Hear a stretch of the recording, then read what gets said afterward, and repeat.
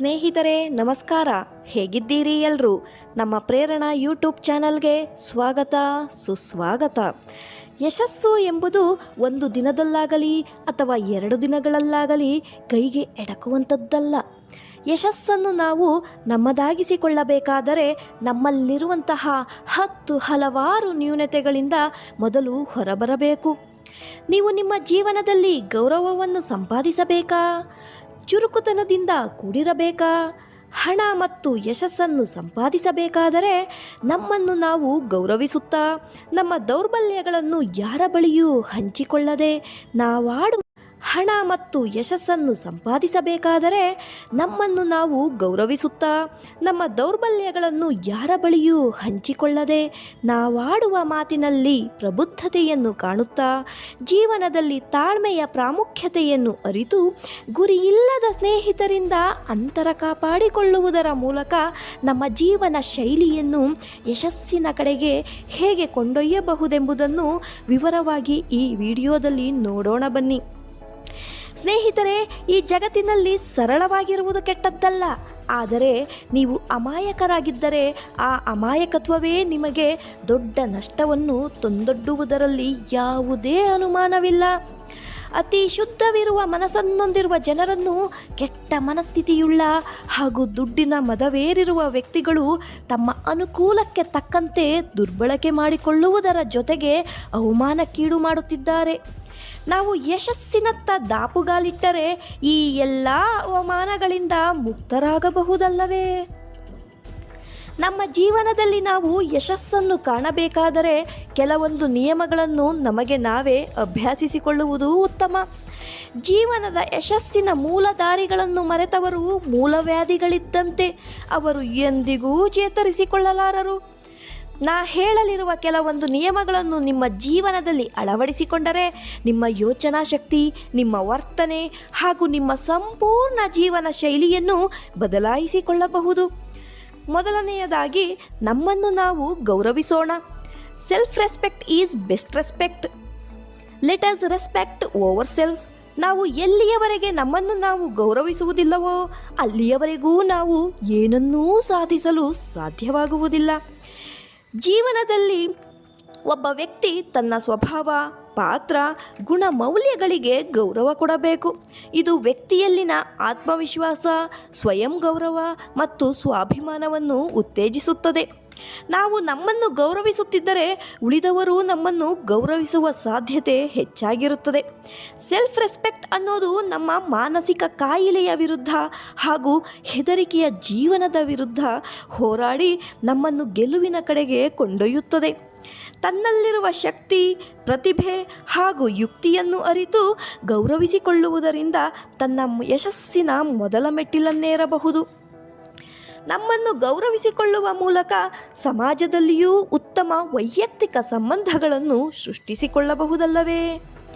ನಾವು ಏನು ಎಂಬುದು ಮೊದಲು ನಮಗೆ ಅರಿವಿರಬೇಕು.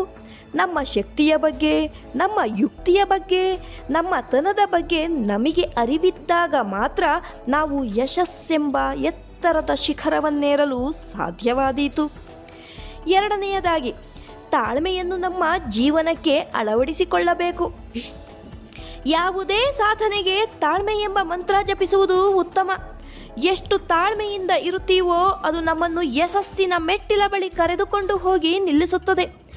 ತಾಳ್ಮೆ ಎಂಬ ಬೀಜವನ್ನು ನೆಟ್ಟರೆ ಯಶಸ್ಸೆಂಬ ಜೀವನದ ಹಣ್ಣನ್ನು ಬಾಯಲ್ಲಿ ಹಾಕಿಕೊಂಡಂತೆ ಸ್ನೇಹಿತರೆ. ನಾವು ಎಷ್ಟೋ ಕಡೆ ನಮ್ಮ ಕೋಪದಿಂದ, ನಮ್ಮ ದುಡುಕುತನದಿಂದ, ಆತುರದಿಂದ ಕೆಲವು ನಿರ್ಧಾರಗಳನ್ನು ಕೈಗೊಂಡು ಕೆಲವು ಕೆಲಸಗಳಲ್ಲಿ ವಿಫಲತೆಗಳನ್ನು ಕಂಡಿರುತ್ತೇವೆ. ನಾವು ಜಾಗರೂಕರಾಗಿ ಸ್ವಲ್ಪ ತಾಳ್ಮೆಯಿಂದ ವರ್ತಿಸಿ ಆಲೋಚಿಸಿ ಒಳ್ಳೆಯ ನಿರ್ಧಾರಗಳನ್ನು ತೆಗೆದುಕೊಂಡು ಒಂದು ಉತ್ತಮ ಕೆಲಸವನ್ನು ಕೈಗೊಂಡಾಗ ಖಂಡಿತ ಆ ಕೆಲಸದಲ್ಲಿ ಉತ್ತಮ ಫಲ ಸಿಕ್ಕೇ ಸಿಗುತ್ತದೆ. ಕೆಲವರು ನಮ್ಮನ್ನು ಬೇಕಂತಲೇ ಗೇಲಿ ಮಾಡುತ್ತಾರೆ, ಕೆರಳಿಸುತ್ತಾರೆ. ಒಂದು ಮಾತು ನೆನಪಿನಲ್ಲಿಡಿ ಸ್ನೇಹಿತರೆ, ಕೊಚ್ಚೆಯ ಮೇಲೆ ಕಲ್ಲು ಎಸೆದರೆ ಆ ಕೊಚ್ಚೆ ನಮ್ಮ ಮುಖಕ್ಕೆ ಆರುತ್ತದೆ. ಆಗ ವಿಕಾರಗೊಳ್ಳುವುದು ನಮ್ಮ ಮುಖವೇ ಹೊರತು ಕೊಚ್ಚೆಯಲ್ಲ. ಕೊಚ್ಚೆ ಯಾವತ್ತಿದ್ದರೂ ಕೊಚ್ಚೆಯೇ. ಅದು ತಾನೂ ಶುದ್ಧಿ ಇರುವುದಿಲ್ಲ, ಜೊತೆಗೆ ಬೇರೆಯವರನ್ನೂ ಶುದ್ಧಿಯಾಗಿರಲು ಬಿಡುವುದಿಲ್ಲ. ಬುದ್ಧಿವಂತರಾಗಿ ಸಾಧ್ಯವಾದಷ್ಟು ಅಂತಹ ಕೊಚ್ಚೆಗಳಂತಹ ಮಾತುಗಳಿಂದ ಧೃತಿಗೆಡದೆ ತಾಳ್ಮೆಯಿಂದ ಮುಂದೆ ಹೋಗುವುದು ಉತ್ತಮವಲ್ಲವೇ? ಕೊಚ್ಚೆಯಂತಹ ವ್ಯಕ್ತಿಗಳ ಮಾತಿಗೆ ನಾವು ತಾಳ್ಮೆ ಕಳೆದುಕೊಂಡು ಮಾತಿನ ಮೂಲಕ ಉತ್ತರಿಸದೆ ತಾಳ್ಮೆಯಿಂದ ಸಹನೆಯಿಂದ ವರ್ತಿಸಿ ನಿಧಾನವಾದರೂ ಪರವಾಗಿಲ್ಲ, ನಾವು ಮಾಡುವ ಕೆಲಸದ ಮೂಲಕ ಉತ್ತರ ಕೊಡಬೇಕು. ನಮ್ಮ ಸಾಧನೆಯೇ ಅವರಿಗೆ ತಿರುಗು ಮಂತ್ರವಾಗಬೇಕು. ಕೋಪದಲ್ಲಿ ಕೂದ ಮೂಗು ಮತ್ತೆ ಬಂದೀತೇ ಸ್ನೇಹಿತರೆ. ಯಶಸ್ವಿಯಾದ ವ್ಯಕ್ತಿಗಳನ್ನು ಗಮನಿಸಿದ್ದೀರಾ? ಯಾರಾದರೂ ಅವರನ್ನು ಕೆರಳಿಸಿದರೆ ಅವರು ಕೋಪಗೊಳ್ಳುವುದಿಲ್ಲ, ಬದಲಾಗಿ ನಗುಮುಖದಿಂದ ಸುಮ್ಮನೆ ಹೋಗುತ್ತಾರೆ. ಯಶಸ್ವಿ ವ್ಯಕ್ತಿಗಳಿಗೆ ತಿಳಿದಿದೆ ಸ್ನೇಹಿತರೆ, ಇವೆಲ್ಲ ಬೊಗಳೆ ನಾಯಿಗಳು ಅಂತ. ನಾವು ಕೂಡ ಯಶಸ್ವಿ ವ್ಯಕ್ತಿಗಳಂತೆ ನಮ್ಮ ಕೋಪವನ್ನು ಬದಿಗೊತ್ತಿ ಮುನ್ನುಗ್ಗುವುದರ ಮೂಲಕ ಯಶಸ್ವಿಯ ಮತ್ತೊಂದು ಮೆಟ್ಟಿಲನ್ನೇರೋಣ. ಇನ್ನು ಮೂರನೆಯದಾಗಿ, ನಮ್ಮ ದೌರ್ಬಲ್ಯಗಳನ್ನು ಯಾರ ಬಳಿಯೂ ಹಂಚಿಕೊಳ್ಳುವುದು ಬೇಡ. ಪ್ರತಿಯೊಬ್ಬ ಮನುಷ್ಯನಲ್ಲಿಯೂ ಒಂದಲ್ಲ ಒಂದು ರೀತಿಯ ನ್ಯೂನತೆಗಳು ಇದ್ದೇ ಇರುತ್ತವೆ. ಹಾಗಂತ ನಮ್ಮಲ್ಲಿರುವ ದೌರ್ಬಲ್ಯಗಳನ್ನು ಅಪ್ಪಿತಪ್ಪಿಯಾದರೂ ಸ್ನೇಹಿತರ ಬಳಿಯೂ ಕೂಡ ಹೇಳುವುದು ಬೇಡ. ನಮ್ಮ ಜೊತೆ ವಿಶ್ವಾಸದಿಂದಿದ್ದಾಗ ಎಲ್ಲವನ್ನು ನಾವು ನಮ್ಮವರೆಂದು ತಿಳಿದು ಹೇಳಿಕೊಳ್ಳುತ್ತೇವೆ.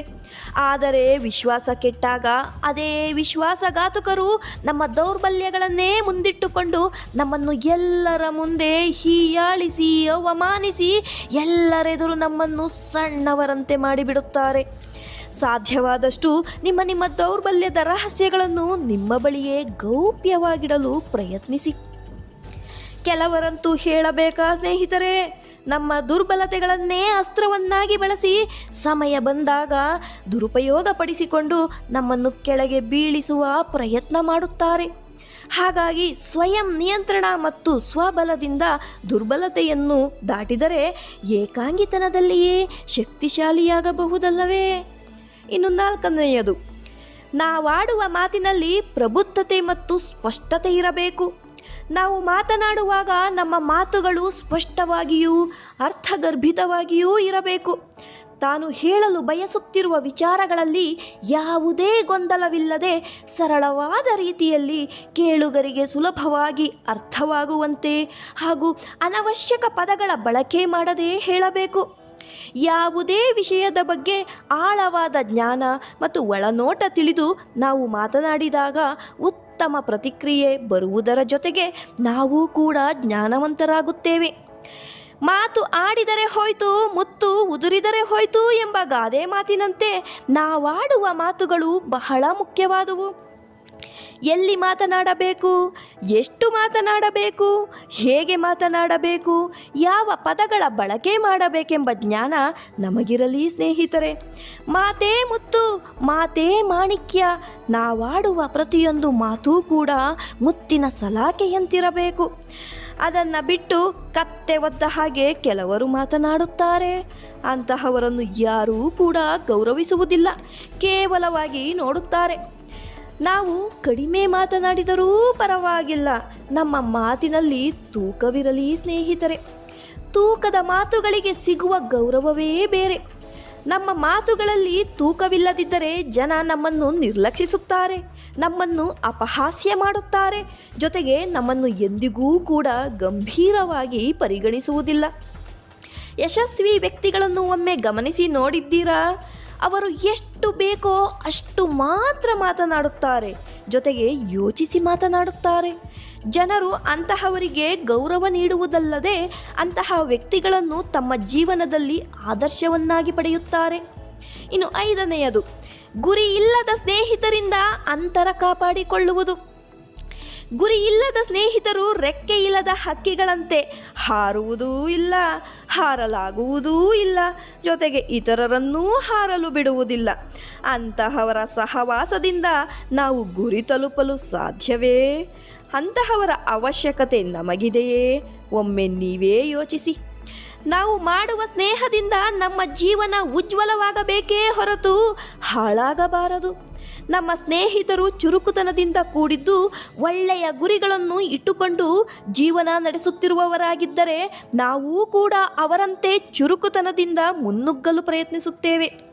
ಗುರಿ ಇಲ್ಲದ ಸ್ನೇಹಿತರೊಂದಿಗೆ ಕಾಲಹರಣ ಮಾಡುವ ಬದಲು ಗುರಿ ಹೊಂದಿದ ನಿಷ್ಕಲ್ಮಶ ಅಸ್ತಿತ್ವವುಳ್ಳ ಸ್ನೇಹವನ್ನು ಬೆಳೆಸಿಕೊಳ್ಳುವುದರಿಂದ ನಾವು ಯಶಸ್ಸಿನ ಮತ್ತೊಂದು ಮೆಟ್ಟಿಲನ್ನು ಹೇರಬಹುದಲ್ಲವೇ?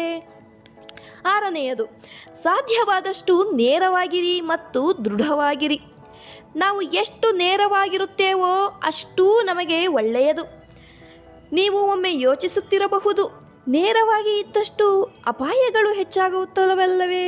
ಜನರು ನೇರವಾಗಿರುವವರನ್ನು ಹೆಚ್ಚೆಚ್ಚು ದೂಷಿಸುತ್ತಾರಲ್ಲವೇ? ನೀವು ಯೋಚಿಸುತ್ತಿರುವುದು 100% ಸತ್ಯ ಸ್ನೇಹಿತರೆ. ನನಗೂ ಕೂಡ ಇದರ ಅನುಭವಗಳಾಗಿವೆ. ನೇರವಾಗಿದ್ದಷ್ಟು ನೋವುಗಳೇ ಜಾಸ್ತಿ. ಇಂದು ಬಣ್ಣ ಹಾಕಿಕೊಂಡು ನಾಟಕೀಯ ಬದುಕು ನಡೆಸುವವರನ್ನೇ ಜನರು ಹೆಚ್ಚು ಬೇಗ ನಂಬುತ್ತಾರೆ. ನಾಟಕೀಯ ಬದುಕಿನ ತಳುಕು ಬಳುಕು ಮಾತುಗಳಿಗೆ ಬಹುಬೇಗ ಮಾರು ಹೋಗುತ್ತಾರೆ. ಆದರೆ ಒಂದಂತೂ ನಿಜ ಸ್ನೇಹಿತರೆ, ನೇರವಾಗಿ ಇರುವವರಿಗೆ ಆ ಕ್ಷಣಕ್ಕೆ ನೋವಾಗಬಹುದು. ಎಂದಿಗೂ ಎಂತಹ ಪರಿಸ್ಥಿತಿಯಲ್ಲೂ ಬದಲಾಗದ ಅವರ ದಿಟ್ಟ ನಿಲುವುಗಳು ಕಾಲಕ್ರಮೇಣ ಜನರಿಗೆ ಅರ್ಥವಾದರೂ ಆಗಬಹುದು. ದಿನಗಳು ಕಳೆದಂತೆ ಅವರಿಗೆ ಒಳ್ಳೆಯ ಪ್ರತಿಫಲ ಸಿಕ್ಕೇ ಸಿಗುತ್ತದೆ. ಬಣ್ಣ ಹಾಕಿ ನಡೆಸುವವರನ್ನು ಜನರು ಆ ಕ್ಷಣಕ್ಕೆ ನಂಬುತ್ತಾರೆ ಅಷ್ಟೇ. ಎಷ್ಟು ದಿನ ಅಂತ ಅವರು ಬಣ್ಣ ಹಾಕಿ ನಟಿಸಲು ಸಾಧ್ಯ, ನೀವೇ ಹೇಳಿ? ಹಾಕಿದ ಬಣ್ಣ ಒಂದಲ್ಲ ಒಂದು ದಿನ ಕಳಚಿ ಬೀಳಲೇಬೇಕಲ್ವಾ? ಎಂತಹದ್ದೇ ಸನ್ನಿವೇಶಗಳು ಎದುರಾದರೂ ನಿಮ್ಮ ನೇರವಾದ ನಿಮ್ಮತನವನ್ನು ಬಿಟ್ಟು ಬದುಕಬೇಡಿ ಸ್ನೇಹಿತರೆ. ನೀವು ನೀವಾಗೇ ಇರಿ. ಈ ನಿಮ್ಮ ದಿಟ್ಟ ನಿಲುವು ಮುಂದೊಂದು ದಿನ ನಿಮ್ಮ ವ್ಯಕ್ತಿತ್ವವನ್ನು ಉತ್ತುಂಗಕ್ಕೇರಿಸುವುದರಲ್ಲಿ ಯಾವುದೇ ಅನುಮಾನವಿಲ್ಲ. ಇನ್ನು 7ನೇಯದು, ನಮ್ಮ ಜೀವನದಲ್ಲಿ ಜೀವನಾಧಾರಿತ ಛಲವನ್ನು ರೂಢಿಸಿಕೊಳ್ಳೋಣ. ನಮ್ಮ ಜೀವನದಲ್ಲಿ ನಾವು ಯಶಸ್ಸನ್ನು ಕಾಣಬೇಕಾದರೆ ನಾವು ಛಲವೆಂಬ ನುಡಿಗೆ ಬದ್ಧರಾಗಿರಬೇಕು. ಛಲವಿಲ್ಲದ ಮನುಷ್ಯ ಸತ್ತ ಶವಕ್ಕೆ ಸಮ.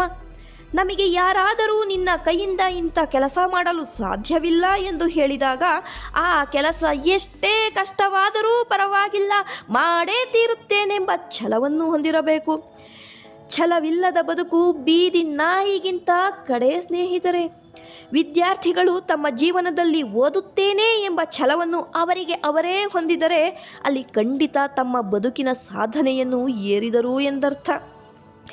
ಗಂಡ ಹೆಂಡತಿ ಕಷ್ಟಪಟ್ಟು ದುಡಿದು ಒಂದು ಮನೆ ನಿರ್ಮಾಣ ಮಾಡೇ ಮಾಡುತ್ತೇವೆ ಎಂಬ ಛಲವನ್ನು ಅಳವಡಿಸಿಕೊಂಡರೆ ಮನೆ ನಿರ್ಮಾಣ ಮಾಡಲು ಸಾಧ್ಯವಾಗುವುದಿಲ್ಲವೇ ಸ್ನೇಹಿತರೆ? ಗಂಡ ಹೆಂಡತಿಯ ವಿಚಾರಕ್ಕೆ ಬಂದಾಗ ಛಲ ಎಂಬುದು ಹೆಣ್ಣಿನಲ್ಲಿ ತುಂಬು ತುಳುಕುತ್ತಿರಬೇಕು ಸ್ನೇಹಿತರೆ. ಯಾವ ಮನೆಯ ಹೆಣ್ಣಿನಲ್ಲಿ ಛಲವಿರುತ್ತದೋ ಅಂತಹ ಮನೆಗಳನ್ನು ಹಾಗೆ ಗಮನಿಸಿ. ಅಂತಹ ಮನೆಗಳಲ್ಲಿ ಯಾವುದಕ್ಕೂ ಕೊರತೆ ಇರುವುದಿಲ್ಲ. ಬಡತನವಿದ್ದರೂ ಕೂಡ ಸಿರಿತನದ ಸಂತಸವಿರುತ್ತದೆ. ಸಿರಿತನದ ಛಾಯೆ ತುಂಬಿ ತುಳುಕಾಡುತ್ತಿರುತ್ತದೆ. ಅದೇ ಛಲವಿಲ್ಲದ ಹೆಂಗಸರ ಮನೆಯನ್ನು ಒಮ್ಮೆ ಗಮನಿಸಿ. ಸಿರಿವಂತಿಕೆ ಇದ್ದರೂ ಬಡತನದ ಛಾಯೆ ಎದ್ದು ಕಾಣುತ್ತದೆ. ನಾನು ಹೇಳುತ್ತಿರುವ ಮಾತುಗಳು ನಿಮಗೆ ವಿಚಿತ್ರ ಎನಿಸಬಹುದು ಸ್ನೇಹಿತರೆ. ಸೂಕ್ಷ್ಮವಾಗಿ ನೀವೇ ಗಮನಿಸಿ, ನಿಮಗೆ ಎಲ್ಲವೂ ಅರ್ಥವಾಗುತ್ತದೆ. ನಾವು ಛಲಾಧಾರಿತ ಜೀವನ ನಡೆಸಿದರೆ ಯಶಸ್ಸು ಕಾಣುವುದರಲ್ಲಿ ಯಾವುದೇ ಸಂಶಯವಿಲ್ಲ. ನೀವು ಎಲ್ಲರಂತೆ ಬೆಳೆಯಬೇಕೆಂಬ ಮನದಾಸೆ ಇದ್ದರೆ ಇನ್ನೂ ಕಾಲ ಮಿಂಚಿಲ್ಲ. ಎಚ್ಚೆತ್ತುಕೊಳ್ಳಿ ಸ್ನೇಹಿತರೆ.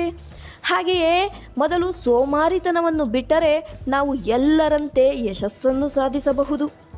ಎಷ್ಟು ಸಾಧ್ಯವೋ ಅಷ್ಟು ಉತ್ತಮ ಮನುಷ್ಯರಾಗಿ ಬಾಳೋಣ.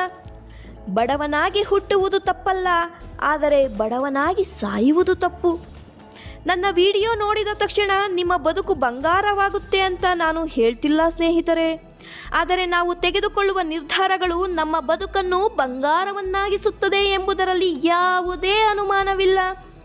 ನನ್ನ ಮಾತುಗಳಿಂದ ಯಾರಿಗಾದರೂ ನೋವಾಗಿದ್ದರೆ ಕ್ಷಮಿಸಿ. ಯಾರ ಮನಸ್ಸನ್ನು ನೋಯಿಸಬೇಕೆಂಬುದು ನನ್ನ ಉದ್ದೇಶವಲ್ಲ. ಹುಟ್ಟಿದ ಮೇಲೆ ಏನನ್ನಾದರೂ ಸಾಧಿಸಬೇಕಲ್ಲವೇ? ನಾವು ನಮ್ಮ ಜೀವನದಲ್ಲಿ ಏನನ್ನೂ ಸಾಧಿಸದೆ ಸತ್ತರೆ ಈ ಮನುಷ್ಯ ಜನ್ಮ ಪಡೆದದ್ದಕ್ಕೆ ಅರ್ಥವೇ ಇರುವುದಿಲ್ಲ ಸ್ನೇಹಿತರೆ. ಕಷ್ಟ ಬಂದಾಗ ನಕಾರಾತ್ಮಕ ಚಿಂತನೆಗೆ ಜಾರಿಕೊಳ್ಳುತ್ತೇವೆ. ಇದರಿಂದ ಮತ್ತಷ್ಟು ನಕಾರಾತ್ಮಕ ಆಲೋಚನೆಗಳನ್ನು ಸೆಳೆಯಲು ಪ್ರಾರಂಭಿಸುತ್ತದೆ. ಮೇಲಿಂದ ಮೇಲೆ ತಪ್ಪುಗಳು ಉಂಟಾಗುತ್ತವೆ. ಆ ಸ್ಥಿತಿ ಮುಂದುವರೆದಂತೆ ಮತ್ತಷ್ಟು ಹೆಚ್ಚು ತಪ್ಪಾಗುತ್ತವೆ. ಅದಕ್ಕಾಗಿ ನಕಾರಾತ್ಮಕ ಚಿಂತನೆಗಳನ್ನು ಪ್ರಾರಂಭದಲ್ಲಿ ಗುರುತಿಸಿ ಪರಿಹರಿಸಿಕೊಳ್ಳಿ. ಅದು ನಿಮ್ಮ ಯಶಸ್ಸನ್ನು ಸುಲಭಗೊಳಿಸುತ್ತದೆ. ಯಶಸ್ಸು ಎಂದಿಗೂ ಅಂತಿಮವಲ್ಲ, ಸೋಲು ಎಂದಿಗೂ ಮಾರಕವಲ್ಲ ಎಂದು ಹೇಳುವುದರ ಮೂಲಕ ಇಂದಿನ ಸಂಚಿಕೆಯನ್ನು ಮುಗಿಸುತ್ತಿದ್ದೇನೆ. ಧನ್ಯವಾದಗಳು ಸ್ನೇಹಿತರೆ.